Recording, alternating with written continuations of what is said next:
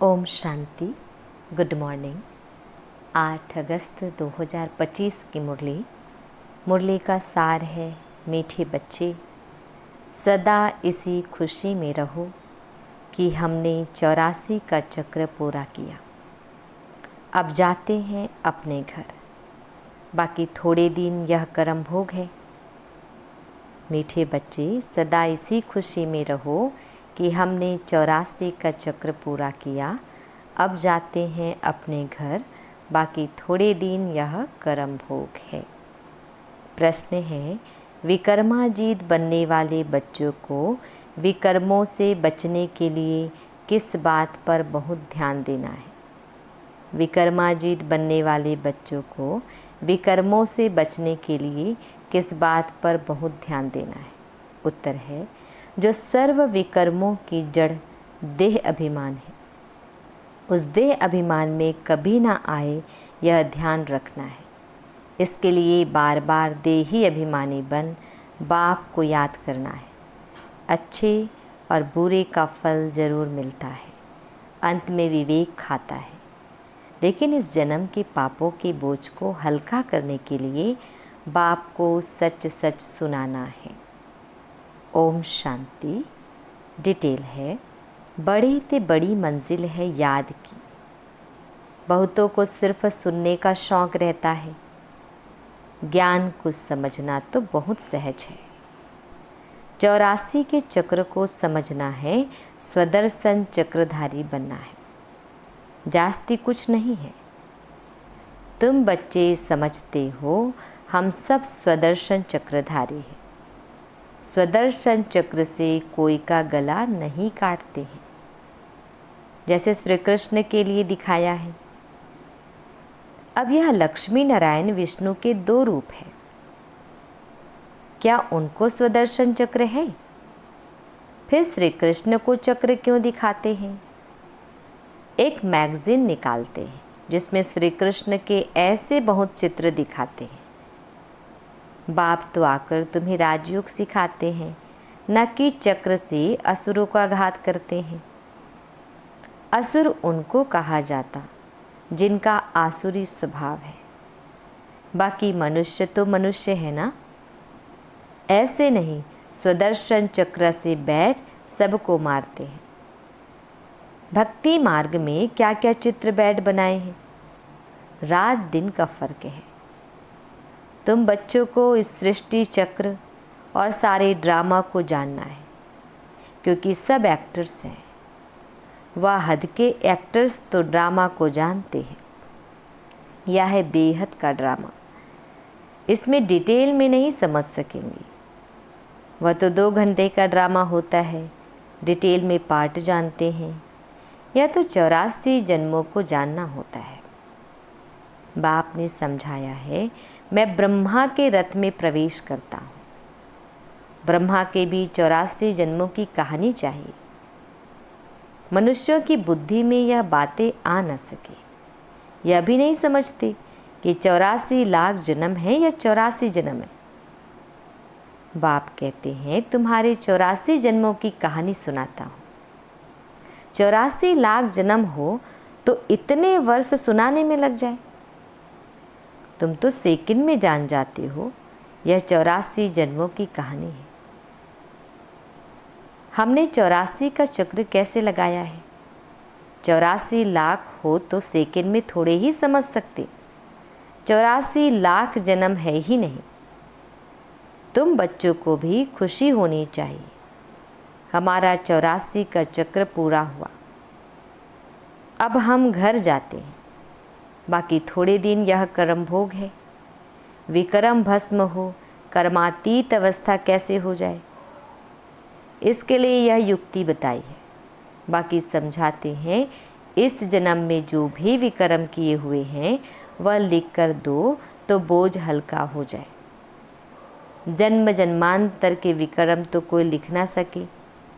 विकर्म तो होते आए हैं। जब से रावण राज्य शुरू हुआ है तो कर्म विकर्म हो पड़ते हैं। सतयुग में कर्म अकर्म होते हैं। भगवान वाच तुमको कर्म अकर्म विकर्म की गति को समझाता हूँ। विक्रमाजीत का संवत लक्ष्मी नारायण से शुरू होता है। सीढ़ी में बड़ा क्लियर है, शास्त्रों में कोई यह बात ही नहीं है। सूर्यवंशी चंद्रवंशी का राज भी तुम बच्चों ने समझा है कि हम ही थे। विराट रूप का चित्र भी बहुत बनाते हैं, परंतु अर्थ कुछ भी नहीं जानते। बाप बिगर कोई समझा नहीं सकते। इस ब्रह्मा के ऊपर भी कोई है ना जिसने सिखाया होगा। अगर कोई गुरु ने सिखाया होता तो उस गुरु का सिर्फ एक शिष्य तो नहीं हो सकता। बाप कहते हैं, बच्चे तुम्हें पतित से पावन, पावन से पतित बनना ही है। यह भी ड्रामा में नोंद है। अनेक बार यह चक्र पास किया है, पास करते ही रहेंगे। तुम हो ऑल राउंड पाठधारी, आदि से अंत तक पाठ और कोई का है नहीं। तुमको ही बाप समझाते हैं। फिर तुम यह भी समझते हो कि दूसरे धर्म वाले फलाने फलाने समय पर आते हैं। तुम्हारा तो ऑल राउंड पाठ है। क्रिश्चियन के लिए तो नहीं कहेंगे कि सतयुग में थे, वह तो द्वापर के भी बीच में आते हैं। यह नॉलेज तुम बच्चों की ही बुद्धि में है, किसको समझा भी सकते हो। दूसरा कोई सृष्टि के आदि मध्य अंत को नहीं जानते। रचयिता को ही नहीं जानते तो रचना को कैसे जानेंगे। बाबा ने समझाया है, जो राइटियस बातें हैं वह छपाकर एरोप्लेन से सब जगह गिरानी है। वह पॉइंट्स अथवा टॉपिक्स बैठ लिखनी चाहिए।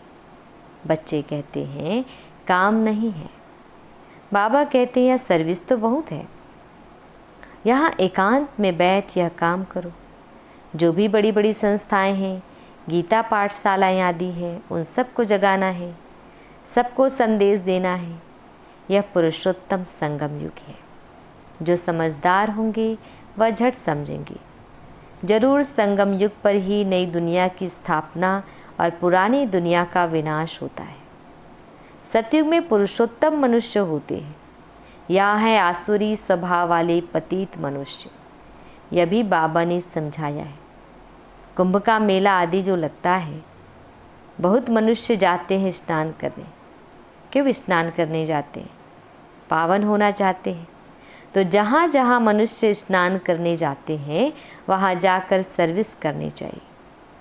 मनुष्यों को समझाना चाहिए यह पानी कोई पतित पावनी नहीं है।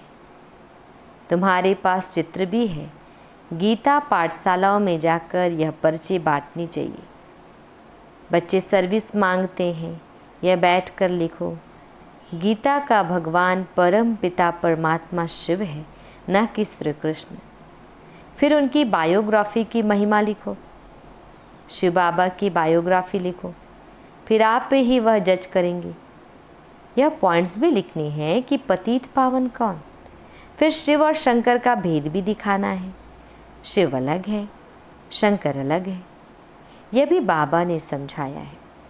कल्प 5000 वर्ष का है। मनुष्य 84 जन्म लेते हैं, न कि 84 लाख। यह मुख्य मुख्य बातें शॉर्ट में लिखनी चाहिए, जो एरोप्लेन से भी गिरा सकते हैं, समझा भी सकते हैं। यह जैसे गोला है, इसमें क्लियर है फलाने फलाने धर्म फलाने फलाने समय पर स्थापन होते हैं, तो यह गोला भी होना चाहिए। इसीलिए मुख्य 12 चित्रों के कैलेंडर्स भी छपवा सकते हो, जिसमें सारा ज्ञान आ जाए और सर्विस सहज हो सके। यह चित्र बिल्कुल ज़रूरी है। कौन से चित्र बनाने हैं, क्या क्या पॉइंट लिखनी चाहिए, वह बैठ लिखो। तुम गुप्तवेश में इस पुरानी दुनिया का परिवर्तन कर रहे हो। अननोन वॉरियर्स हो, तुमको कोई नहीं जानते। बाबा भी गुप्त, नॉलेज भी गुप्त। इनका कोई शास्त्र आदि बनता नहीं। और धर्म स्थापक के बाइबिल आदि छपते हैं, जो पढ़ते आते हैं।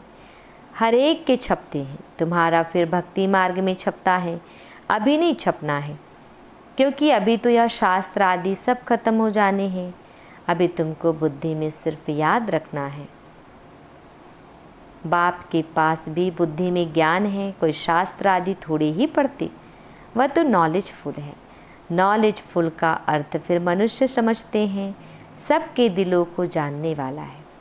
भगवान देखते हैं तब तो कर्मों का फल देते हैं। बाप कहते हैं यह ड्रामा में नोंद है। ड्रामा में जो विक्रम करते हैं तो उनकी सज़ा होती जाती है।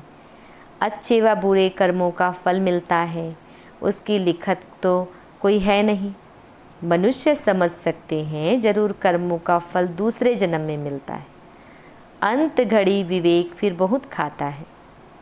हमने यह पाप किए हैं, सब याद आता है। जैसा कर्म वैसा जन्म मिलेगा। अभी तुम विक्रमाजीत बनते हो तो कोई भी ऐसा विक्रम नहीं करना चाहिए। बड़े ते बड़ा विक्रम है देह अभिमानी बनना। बाबा बार बार कहते हैं देही अभिमानी बन बाप को याद करो। पवित्र तो रहना ही है। सबसे बड़ा पाप है काम कटारी चलाना। यही आदि मध्य अंत दुख देने वाला है। इसलिए सन्यासी भी कहते यह काग विष्टा समान सुख है। वह दुख का नाम नहीं होता, यह दुख ही दुख है। इसलिए सन्यासियों को वैराग्य आता है, परंतु वह जंगल में चले जाते हैं। उन्हों का है हद का वैराग्य, तुम्हारा है बेहद का वैराग्य। यह दुनिया ही छीछी है। सब कहते हैं बाबा आकर हमारे दुख हर कर सुख दो। बाप ही दुख हरता सुख करता है। तुम बच्चे ही समझते हो कि नई दुनिया में इन देवताओं का राज्य था। वहाँ किसी भी प्रकार का दुख नहीं था। जब कोई शरीर छोड़ता है तो मनुष्य कहते हैं स्वर्गवासी हुआ, परंतु यह थोड़े ही समझते कि हम नरक में हैं। हम जब मरे तब स्वर्ग में जाए, परंतु वह भी स्वर्ग में गया, वह यहाँ नरक में आया। कुछ भी समझते नहीं। तुम बच्चे तीन बाप का राज भी सबको समझा सकते हो। क्या करें बाबा, तुम बच्चे तीन बाप का राज भी सबको समझा सकते हो। कौन कौन से तीन बाप? एक शरीर के बाप, एक हमें अडॉप्ट करने वाले पिता, और एक आत्मा के पिता। तो दो बाप तो सब समझते हैं, लौकिक और पारलौकिक, माना शरीर के पिता और परमात्मा। और यह अलौकिक प्रजापिता ब्रह्मा फिर यहाँ संगम युग पर। तो कहने का मतलब कहते हैं ना, ब्रह्मा के द्वारा भगवान ने नई सृष्टि रची, तो परमात्मा हमें ब्रह्मा बाबा के द्वारा, प्रजापिता ब्रह्मा के द्वारा हमें अडॉप्ट करते हैं, है ना। तो ब्राह्मण भी चाहिए ना। तो ब्राह्मण हम कब कहलाते हैं? जब बाबा हमें, परमात्मा हमें ब्रह्मा के द्वारा अडॉप्ट करते हैं ना, तो ब्रह्मा के बच्चे सब ब्राह्मण कहलाते हैं। वह ब्राह्मण कोई ब्रह्मा के मुख वंशावली थोड़े ही हैं। जो बाहर दुनिया में है धर्म के ब्राह्मण, यहाँ कर्मों के ब्राह्मण होते हैं। जानते हैं ब्रह्मा था इसलिए ब्राह्मण देवी देवता नमः कहते हैं। यह नहीं जानते कि किसको कहते हैं, कौन से ब्राह्मण। तुम हो पुरुषोत्तम संगम युगी ब्राह्मण। वह है कलयुगी या है पुरुषोत्तम संगम युग। जब तुम मनुष्य से देवता बनते हो, देवी देवता धर्म की स्थापना हो रही है, तो बच्चों को सब पॉइंट्स धारण करनी है और फिर सर्विस करनी है। पूजा करने व श्राद्ध खाने पर ब्राह्मण लोग आते हैं, उनसे भी तुम चिट चैट कर सकते हो, तुमको सच्चा ब्राह्मण बना सकते हैं। अभी भादों का मास आता है, सभी पितरों को खिलाते हैं, है ना। कई ऐसे ब्राह्मण भी थे पहले, इतने पावरफुल थे कि जैसे पितृ खिलाते थे तो उनकी आत्मा का आह्वान किया जाता था और उनकी बातों को वो बताते थे, है ना। आज भी कई ऐसे हैं, बहुत शक्तिशाली हैं। वह भी युक्ति से करना चाहिए, नहीं तो कहेंगे कि ब्रह्मा कुमारियों के पास जाकर सब कुछ छोड़ दिया है। ऐसा कुछ नहीं करना है जिसमें नाराज हो, है ना। ऐसे कोई परमात्मा का ज्ञान हमें किसी को भी ऐसा डिलीवर नहीं करना जिससे सामने वाले को हर्ट हो। युक्ति से तुम ज्ञान दे सकते हो। जरूर ब्राह्मण लोग आएंगे तब तो ज्ञान देंगे ना। इस मास में तुम ब्राह्मणों की बहुत सर्विस कर सकते हो। तुम ब्राह्मण तो प्रजापिता ब्रह्मा की औलाद हो। बताओ ब्राह्मण धर्म किसने स्थापन किया? तुम उन्हों का भी कल्याण कर सकते हो घर बैठे। हाँ, परमात्मा शिव ही करते हैं ना ब्राह्मण धर्म की स्थापना। जैसे अमरनाथ की यात्रा पर जाते हैं तो वह सिर्फ लिखत से इतना नहीं समझेंगे, वहाँ बैठ समझाना चाहिए। हम तुमको सच्ची अमरनाथ की कथा सुनाएं। अमरनाथ तो एक को ही कहा जाता है। अमरनाथ अर्थात जो अमरपुरी स्थापन करे। वह है सतयुग। ऐसे सर्विस करनी पड़ी, वहाँ पैदल जाना पड़ता है। जो अच्छे अच्छे बड़े बड़े आदमी हो उनको जाकर समझाना चाहिए, सन्यासियों को भी तुम ज्ञान दे सकती हो, तुम सारी सृष्टि के कल्याणकारी हो। श्रीमत पर हम विश्व का कल्याण कर रहे हैं, बुद्धि में यह नशा रहना चाहिए।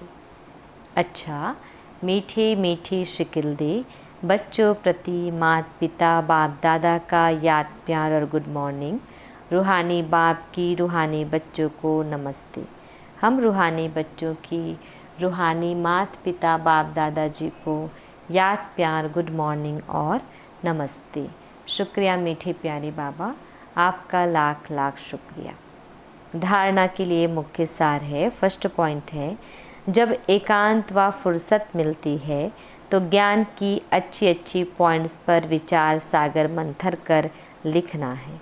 सबको संदेश पहुंचाने व सबका कल्याण करने की युक्ति रचनी है। सेकंड पॉइंट है, विकर्मों से बचने के लिए देही अभिमानी बन बाप को याद करना है। अभी कोई भी विक्रम नहीं करना है। इस जन्म के लिए हुए विक्रम बाप दादा को सच सच सुनाने हैं।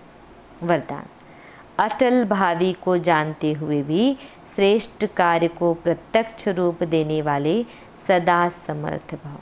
अटल भावी को जानते हुए भी श्रेष्ठ कार्य को प्रत्यक्ष रूप देने वाले सदा समर्थ भव। डिटेल है, नया श्रेष्ठ विश्व बनने की भावी अटल होते हुए भी समर्थ भव के वरदानी बच्चे सिर्फ कर्म और फल के, पुरुषार्थ और प्रारब्ध के, निमित्त और निर्माण के कर्म फिलॉसफी अनुसार निमित्त बन कार्य करते हैं। दुनिया वालों को उम्मीद नहीं दिखाई देती और आप कहते हो यह कार्य अनेक बार हुआ है, अभी भी हुआ ही पड़ा है, क्योंकि स्व परिवर्तन के प्रत्यक्ष प्रमाण के आगे और कोई प्रमाण की आवश्यकता ही नहीं। साथ साथ परमात्म कार्य सदा सफल है ही। स्लोगन, कहना कम करना ज़्यादा, यह श्रेष्ठ लक्ष्य महान बना देगा।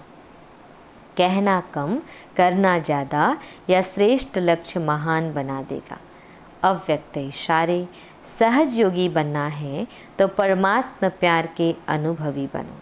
डिटेल है, सेवा में व स्वयं की चढ़ती कला में सफलता का मुख्य आधार है एक बाप से अटूट प्यार। बाप के सिवाय और कुछ दिखाई न दे। संकल्प में भी बाबा, बोल में भी बाबा, कर्म में भी बाप का साथ। ऐसी लवलीन स्थिति में रह एक शब्द भी बोलेंगे तो वह स्नेह के बोल दूसरी आत्मा को भी स्नेह में बांध देंगे। ऐसी लवलीन आत्मा का एक बाबा शब्द ही जादू मंत्र का काम करेगा। अच्छा, ओम शांति।